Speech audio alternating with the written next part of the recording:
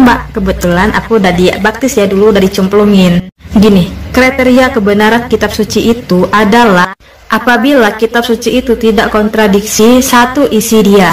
Tahu kok di agama aku sebelumnya tuh juga banyak ibadah-ibadah yang lain, cuman ibadah wajibnya itu yang mana gitu loh. Kita harus bisa membedakan mana Tuhan, mana utusan. Namanya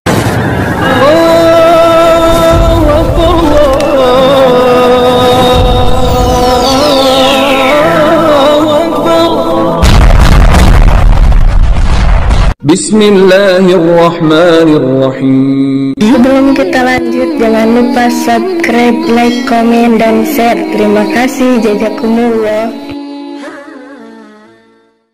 Bismillahirrahmanirrahim. Assalamualaikum warahmatullahi wabarakatuh. Sahabat kabar Islam, saudara ikhwan fillah dimanapun anda berada, semoga tetap dalam lindungan Allah subhanahu wa ta'ala. Allah jaga iman Islam kita hingga ajal tiba, harapan wafat dalam keadaan husnul khotimah. Amin ya Allah ya Rabbi.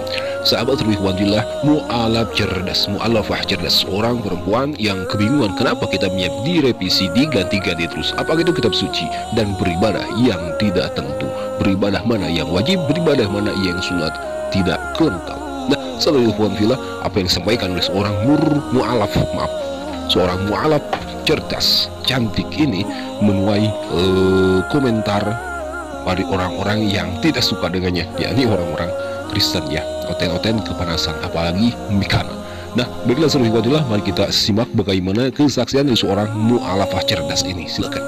Mbak, kebetulan aku udah baptis ya dulu, udah dicemplungin. Jadi gini, sekarang kan lagi banyak teman-teman kita yang nyuruh aku coba baca ayat ini, coba baca ayat ini, coba baca ayat ini. Gini, kriteria kebenaran kitab suci itu adalah apabila kitab suci itu tidak kontradiksi satu isi dia. Kalau sudah bertentangan satu ayat dengan ayat yang lain, lalu mana yang mau dipegang? Masa Tuhan menurunkan pedoman hidup bagi manusia, tapi manusianya malah bingung. Yang ini mengatakan Yesus Nabi, yang ini mengatakan Yesus Tuhan. Loh, yang mana gitu yang harus diikutin? Ternyata kalau kita baca Alkitab sendiri, tidak pernah kata-kata dari Yesus yang muncul pengakuan bahwa dia adalah Tuhan. Kalau kita baca dalam Injil Markus pasal 12 ayat 29, jawab Yesus, hukum yang terutama ialah, dengarlah hai orang Israel, Tuhan Allah kita, Tuhan itu Esa. Udah jelas-jelas kan ini ayatnya. Kalau kalian nyuruh lagi baca ayat yang lain, lalu bagaimana sama ayat ini? Di PT aku sebelumnya udah aku jelasin bahwa yang menyebut Yesus Tuhan itu Paulus. Udah ada dalilnya di PT aku sebelumnya, udah aku sebutin ya. Sekarang timbul pertanyaan, Paulus itu siapa? Paulus itu bukan murid Yesus, bukan sahabat Yesus, bukan pengikut Yesus. Tapi Paulus itu musuhnya Yesus. Nah ini dia, kan saya baca di dalam Alkitab, ternyata aktor pendiri agama Kristen itu bukan Yesus. Yesus tidak pernah membawa agama Kristen. Yang mengatakan kata-kata Kristen itu adalah Paulus. Dalam Kisah Para Rasul pasal 11 ayat 25, ketika dia mengajarkan di Antiokhia, pertama kali murid-murid itu dipanggil Kristen. Kristen artinya pengikut Kristus. Kristus artinya juru selamat atau Al-Masih dalam Islam. Jadi ini yang perlu kita jadikan sebagai alat ukur. Apakah Yesus Tuhan atau tidak? Kalau sudah kembali kepada Alkitab, saya pikir jelas semuanya. Maka kembali ke kriteria tadi, apa kriteria kebenaran sebuah Alkitab suci itu. Dah, itu aja dulu. Bye-bye. Karena bisa direvisi sendiri aturannya. Gak boleh gitu guys, kalau ngomong suka bener deh. Gak ya, mungkin aku tuh baru buka TikTok dan aku ngeliat TikTok aku lumayan rame karena banyak teman-teman yang nge-stit. Cuman aku nggak bisa nge-stit balik. Tapi kalau misalnya teman-teman mau nonton, nanti aku kasih link atau nama TikToknya gitu ya. Soal video aku yang sebelumnya yang aku mengatakan ibadahnya enak seminggu sekali, ya nggak tahu ya guys, mungkin ya ibadah wajibnya itu ya yang seminggu sekali itu. Maksudnya ibadah yang wajib yang emang benar-benar ya harus kita jalanin, yang benar-benar udah tercantum di kitab kita sendiri gitu. Kalau di Islam kan ini contohnya aja ya, kalau di Islam kan udah ada gitu ya contohnya, terus aturannya, syarat-syaratnya kan itu udah lengkap banget gitu. Itu pun udah ada tercantum di Al-Quran kita sendiri, dan itu tuh bukan buatan manusia. Dan itu wajib kita jalankan. Kalau kamu nggak jalankan ya itu dosa besar, karena dosa yang paling besar itu meninggalkan ibadah kita. kita mati pun pertama kali dihisab ya sholat kita, ibadah kita. Aku tahu kok di agama aku sebelumnya itu juga banyak ibadah-ibadah yang lain, cuman ibadah wajibnya itu yang mana gitu loh, keterangan di kitab tuh yang mana. Kalau di Islam ibadah nggak wajibnya juga banyak, kamu jalankan dapat pahala, nggak kamu jalankan juga nggak dosa gitu. Tapi ya udahlah ya guys, kita jalankan aja sesuai aturan di agama kita masing-masing. Mana yang menurut kamu benar jalankan, mana yang menurut aku benar ya udah aku jalankan. Karena benar kata Pak Ustadz, kalau kita debatkan nggak ada ujungnya. Ustadz pun ngomong kalau kita debatin tuh nggak ada ujungnya. Sembah aja kepada pencipta kita sebenarnya, beribadah aja kepada pencipta kita sebenarnya.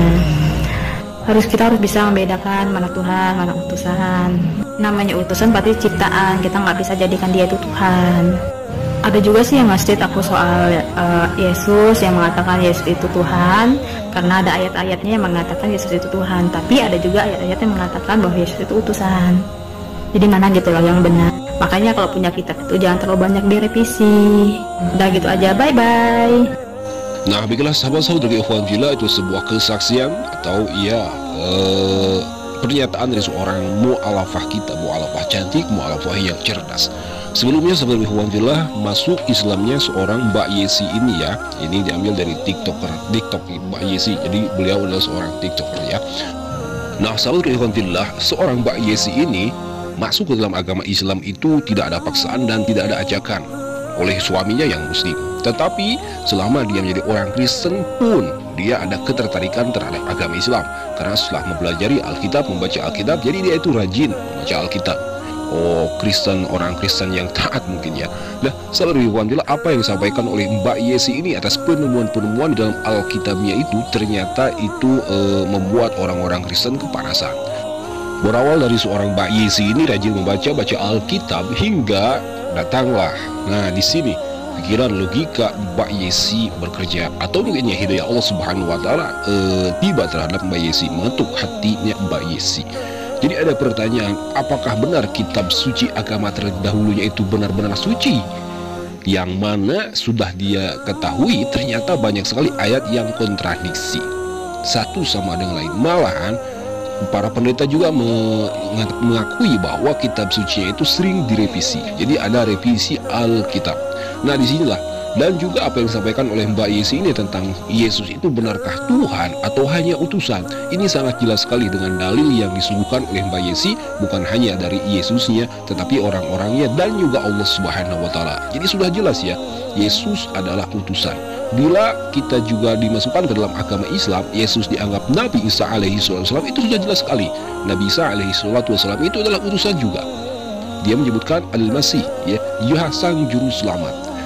Yang dimaksud Al-Masih ya, juru selamat ini bukan bertujuan dijadikan Tuhan oleh orang-orang Islam. Orang Islam hanya menuhankan Allah Subhanahu wa taala. Inilah pikiran Mbak Yesi.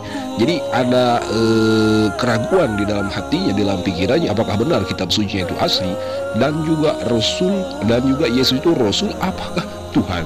Dan ternyata logika dari seorang Mbak Yesi, mu'alaf cantik, mu'alaf cerdas ini masih normal, masih waras dan mampu menjawabnya. Mana mungkin seorang utusan menjadi Tuhan? Mana mungkin seorang Rasul menjadi Allah, menjadi Tuhan? Nah, sahabat Ikhwan Fillah, juga Mbak Yesi mengatakan bahwa di dalam agama terdahulunya dia itu memang mengakui bahwa dikatakannya banyak ibadah, tetapi perihal ibadah wajibnya tidak ada, perihal wajib sunat dan juga persyaratan juga syarat sah itu tidak lengkap, tidak tercantum. Jadi Mbak Yesi ini memutuskan untuk menjadi seorang mu'alaf. Alhamdulillah wa syukru ala alhamdulillah. Nah, sahabat Ikhwan Fillah, dalam kesaksian ini semoga banyak memberikan manfaat kepada kita sebagai pembelajaran, sebagai peneguh keimanan, keyakinan, dan menyadarkan orang-orang Kristen tentang apa yang dirasakan oleh seorang Mbak Yesi hingga akhirlah hidayah Allah Subhanahu wa taala tiba terhadap mereka. Baiklah sahabat Ikhwan Fillah, mungkin hanya itu yang bisa kita simak dalam kesempatan kali ini. Mohon maaf bila ada kata khilaf. Hadanallahu yakum ajma'in. Wassalamualaikum warahmatullahi wabarakatuh.